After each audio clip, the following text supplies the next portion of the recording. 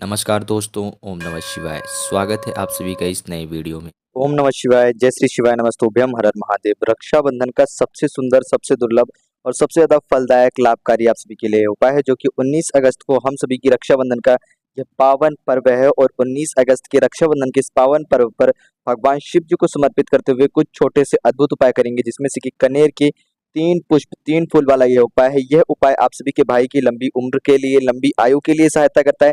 साथ ही साथ आप सभी अपनी हर भाई-बहन अपने एक-दूसरे भाई-बहन के लिए लंबी तरक्की के लिए, यानी कि अपने भाई या बहन की तरक्की के लिए, भाई अपनी बहन के लिए और बहन अपने भाई के लिए तरक्की के लिए इस उपाय को कर सकते हैं। तो कैसे करेंगे, संपूर्ण जानकारी, संपूर्ण विधि जानेंगे और समझेंगे पूज्य गुरुदेव जी की अनुकंपा और कृपा से कि हम सभी को एक छोटा-सा अद्भुत उपाय कैसे करना चाहिए रक्षाबंधन के इस पावन अवसर और इस पावन पर्व पर। तो चलिए जानते हैं और समझते हैं, लेकिन प्लीज़ उससे पहले वीडियो को लाइक अवश्य रूप से करिएगा। यदि आप चैनल पर नए हैं, अभी तक सब्सक्राइब नहीं करा है, तो चैनल को सब्सक्राइब अवश्य रूप से करें। देखिए, यह जो पहला उपाय है, इस वीडियो में हम 3 विशेष रूप से मुख्य उपाय जानेंगे, जो कि हम सभी को रक्षाबंधन के इस पावन अवसर पर करना है, रक्षाबंधन के इस पावन दिन पर करेंगे। पूर्णिमा की तिथि रहेगी, तो मुख्य रूप से यह उपाय पूर्णिमा तिथि को भी समर्पित होते हैं। सावन का अंतिम दिन रहेगा और सावन का आखिरी दिन, यानी कि सावन का आखिरी सोमवार भी रहेगा। तो आप कह सकते हैं कि आप सभी के लिए 3-3 विशेष महत्वपूर्ण दिन है। रक्षाबंधन का दिन रहेगा, सावन का अंतिम सोमवार रहेगा और साथ ही साथ पूर्णिमा की तिथि रहेगी। तो सावन सोमवार के लिए भी जो लोग इच्छित हैं, तो वो लोग अपने लिए कर सकते हैं। सावन सोमवार को शिव जी को समर्पित करते हुए अपने भाई-बहन के लिए कर सकते हैं। साथ ही साथ पूर्णिमा तिथि को समर्पित करते हुए भी ये उपाय कर सकते हैं कि अपने घर में सुख, शांति, समृद्धि, ऐश्वर्य, कीर्ति बनी रहे। तो क्या करेंगे, 3 कनेर के फूल लेंगे, 1 लोटा शुद्ध जल लेकर के भगवान शिव जी के मंदिर पहुंचेंगे। पहले उपाय की बात हम कर रहे हैं, 3 कनेर के फूल, 1 लोटा शुद्ध जल लेकर के भगवान शिव जी के मंदिर पहुंचना है। वहां पहुंच करके सबसे पहले आप क्या करिएगा कि हमेशा आप तक क्या करते थे कि जैसे ही आप मंदिर जाते थे, जो आपके पास कनेर के फूल होते हैं, कोई अन्य फूल हो, पुष्प हो, ये बेलपत्र हो, सबसे पहले आप वह समर्पित करा करते थे और उसके बाद जल समर्पित करते थे। परंतु यहाँ पर ऐसा नहीं करना है। यहाँ पर विशेष रूप से ध्यान दीजिएगा, यहाँ पर ऐसा बिल्कुल नहीं करेंगे। सबसे पहले आप जल समर्पित करेंगे। हो सके तो जल के 2 पात्र ले जाइएगा। एक यहाँ पर दिख रहा है, एक पात्र और ले लीजिएगा, चाहे वह स्टील का कटोरा रखें या फिर चाहे आप सभी उसके जगह पे कोई स्टील का लोटा रख सकते हैं, ग्लास ले सकते हैं, तांबे का लोटा या ग्लास ले सकते हैं। हो सके तो 2 लोटे से एक साथ जल समर्पित करिएगा, अन्यथा आप 1 लोटे से भी जल समर्पित कर सकते हैं। जब जल समर्पित करेंगे तो अपने भाई की लंबी आयु के लिए कामना कर सकते हैं, अपने घर में जीवन में सुख, शांति, समृद्धि के लिए कामना कर सकते हैं, सूरेश्वर महादेव जी का नाम लेते हुए, क्योंकि सावन का अंतिम सोमवार पड़ रहा है। इस वर्ष में जो सावन था उसमें 5 सोमवार थे और यह जो 19 अगस्त को सोमवार पड़ेगा, ये हमारा 5वां सोमवार रहेगा, पूर्णिमा की तिथि रहेगी और रक्षाबंधन का दिन रहेगा। तो सोमेश्वर महादेव जी का नाम लेते हुए आप 2 लोटे से एक साथ जल समर्पित करेंगे दोनों हाथों से, या एक पात्र में लेकर जा रहे हैं 1 लोटा जल, केवल 1 लोटा जल समर्पित करिएगा। संपूर्ण जल समर्पित कर देने के बाद अपने मन में वह इच्छा कामना करते हुए 3 से अतिरिक्त यदि फूल ले जा सकते हैं तो बहुत अच्छी बात है, अन्यथा केवल आप 3 ही पुष्प लेकर जाएंगे तो भी अच्छी बात है। यानी कि कम से कम आपको 3 पुष्प तो लेने ही लेने हैं, 3 तो रखिएगा ही रखिएगा, इससे अतिरिक्त कर सकते हैं तो बहुत भी अच्छी बात है। आपको क्या करना है, कनेर के पुष्प से भगवान के शिव जी की शिवलिंग का श्रृंगार करना है। जैसे कि यहाँ पर आप देख रहे हो, सबसे पहले गणेश जी वाले स्थान पर रखेंगे, दूसरा कार्तिकेय जी के स्थान पर, तीसरा शिव जी के स्थान पर। इसके बाद बचे हुए आपके पास जितने भी पुष्प है तो वह आप अन्य स्थानों पर रख सकते हैं, जैसे कि चौथा माता सुख सुंदरी के हस्तकमल पर और 5वां जलाधारी के अंतिम छोर पर। यहाँ पर 5 स्थानों पर रखें, लेकिन विशेष कौन कौन से स्थान है, गणेश जी का स्थान, भगवान कार्तिकेय जी का स्थान और भगवान शिव जी की शिवलिंग। इन 3 स्थानों पर रखते हुए आप सभी की जो भी इच्छा मनोकामना है, धन के लिए, अपने भाई को व्यापार में बढ़ोतरी चाहते हो, या फिर आपका जो भाई है या फिर जो आपकी बहन है वह नौकरी कर रही है तो उसमें चाहती है कि तरक्की हो, किसी कंपटीशन, नई परीक्षा की तैयारी कर रही है, कोई परीक्षा पास करनी चाह रही है, सरकारी कंपटीशन निकालना चाह रही है, सरकारी नौकरी करना चाह रहे हैं, उसमें वे उत्तीर्ण हो, सफल हो, ऐसी सफलता उनको मिले, इसके लिए भी आप प्रार्थना याचना कर सकते हो। उनकी लंबी आयु, दीर्घ आयु के लिए भी प्रार्थना याचना कर सकते हैं और उनको जीवन में तरक्की मिले, इस प्रकार से आप प्रार्थना याचना विनती करते हुए सारे पुष्प समर्पित कर सकते हैं। यहाँ पर हमारा पहला उपाय समाप्त होता है। बात करते हैं हम अपने अगले और दूसरे उपाय की। तो जो हमारा दूसरा उपाय है, यह किसी भी विशेष पुरानी इच्छा मनोकामनाओं के या फिर किसी भी विशेष रूप से रुके हुए कार्य को परिपूर्ण करने के लिए कह सकते हैं कि मनोकामना पूर्ति का उपाय है। साथ ही साथ हम ये भी कह सकते हैं कि यह उपाय किसी रुके हुए या अटके हुए काम को पूर्ण करने के लिए भी कर सकते हैं। एक कनेर का फूल लेकर के एक तांबे के पात्र में डालेंगे, साथ ही साथ हम सभी को क्या करना है, 1 से 2 बूंद गंगा जल का भी मिश्रण करना है। इसी जल के पात्र में एक कनेर का फूल डालेंगे और गंगा जल मिला करके जल तैयार करेंगे, इसको लेकर के जाएंगे शिव जी के मंदिर। शिव जी के मंदिर पहुंच करके सबसे पहले हम सभी को क्या करना है कि भगवान शिव जी की शिवलिंग पर जल अर्पित करेंगे। तो ध्यान दीजिएगा, यहाँ पर हम सभी को पूरा जल अर्पित नहीं करना है और ना ही भगवान शिव जी की शिवलिंग से निकल रहा हुआ जल को जो है क्या करना है, इकट्ठा करना है। यह सारी क्रिया हम नहीं करेंगे।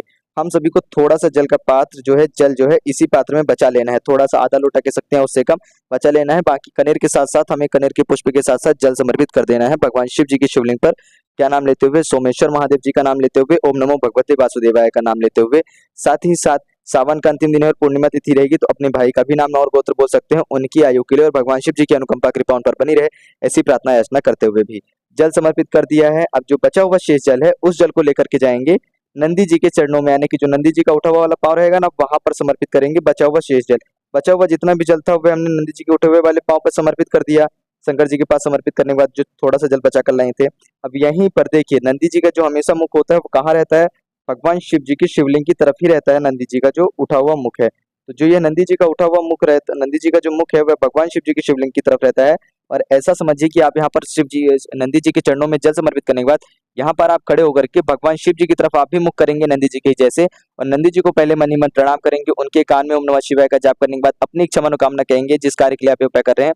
उसके भगवान उसी के बाद नंदी जी के बगल में खड़े होकर के आपको शिव जी को देखते हुए अपने लिए पुनः से उसी कार्य के लिए प्रार्थना याचना कर रही है, उसी काम के लिए, उसी मनोकामना के लिए, उसी चीज के लिए जिसके लिए आप यह उपाय कर रहे हैं। बात करते हैं हम अपने अगले और तीसरे उपाय की, तो यह उपाय विशेष रूप से रक्षाबंधन के दिन सभी भाई बहन अपने भाई बहन के लिए करेंगे, यानी कि भाई अपनी बहन के लिए कर सकता है ये उपाय, या फिर कहें तो बहन अपने भाई के लिए उपाय ये कर सकती है। यदि बहन बड़ी है भाई छोटा है तो बहन करेगी, यदि भाई बड़ा है और बहन छोटी है तो भाई करेगा, यानी कि भाई बहन में जो भी बड़ा है वह अपने छोटे के लिए करेगा, यानी कि अपने से छोटे के लिए करेगा। बहन बड़ी हो तो बहन करेगी, भाई बड़ा हो तो भाई करेगा ये उपाय।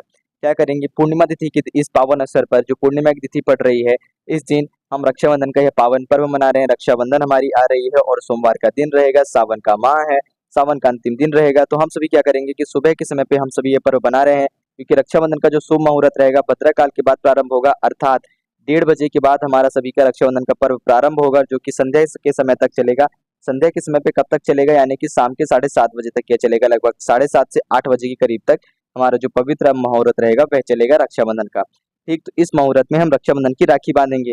इसके बाद संध्या के समय पे हम क्या करेंगे, हमारे घर में मिष्ठान वगैरह तो बनेंगे ही बनेंगे, बहुत सारे पकवान बनेंगे नए नए, क्योंकि रक्षाबंधन का बहुत ही पवित्र और पावन अवसर है। पावन और सबसे ज्यादा पवित्र जो त्योहार होता है वह रक्षाबंधन का माना जाता है।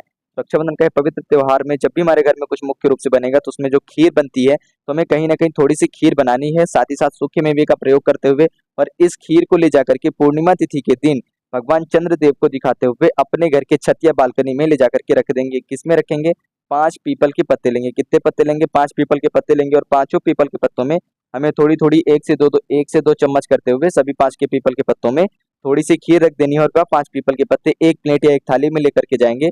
तो सूरज देव यानी कि चंद्रदेव की रोशनी जो है इन पीपल के पत्तों में पड़े ऐसे रखना है, चाहे हम बालकनी में रख सकते हैं या फिर छत पर ले जाकर के रख सकते हैं। कितनी देर के लिए रखेंगे, कम से कम 25 से 30 मिनट के लिए हम ये सारी चीजें रखेंगे। कम से कम आधे घंटे यह क्रिया रखी रहे, यानी कि इसमें रोशनी पड़ती रहे, चंद्रदेव की आशीर्वाद, चंद्रदेव की अनुकंपा, चंद्रदेव की जो रोशनी है, चंद्रदेव का जो तेज है वह आए, और फिर इस चीज का सेवन हम अपने घर के सभी व्यक्तियों को कराएंगे। भाई बहन यदि ये अपने भाई के घर में आई है तो कराएगी, बहन के घर में भाई आया है तो भी, मतलब देखिए रक्षाबंधन की इस पावन पर्व पर बहनें जो है, हमारी जो बहनें हैं वह जाती है अपने भाइयों के घर में, और बहनें ही इस उपाय को अपने भाई के घर में करेंगी, और फिर यह सारी जो खीर है पांचों पत्ते में घर के सभी व्यक्तियों को सेवन कराएंगे। या तो किसी एक बड़े पात्र में जो खीर रखी है उसमें ले जाकर के इन पांचों पत्तों खीर मिला करके डाल दें और सेवन करा दें, या फिर थोड़ा थोड़ा इसी पांचों पत्तों में से औषधि प्रसाद के रूप में सबको दे दें सेवन करने के लिए।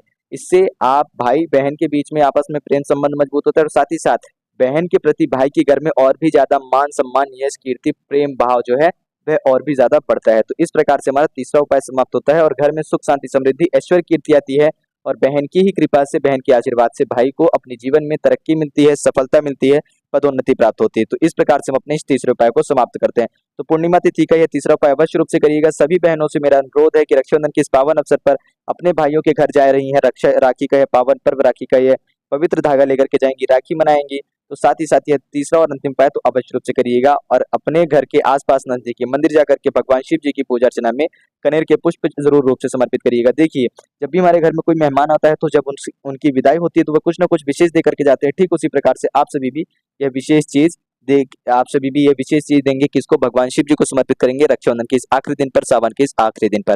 तो संपूर्ण रूप से विधि समझा दी गई है आप सभी को रक्षाबंधन के इस पवित्र दिन पर कि कैसे करना है। पूर्णिमा तिथि के दिन का यह छोटा सा उपाय जरूर करिएगा। ये पूज्य गुरु जी द्वारा बताई गई सारी जानकारी दी गई है। यदि कुछ प्रश्न हो तो अवश्य पूछिएगा।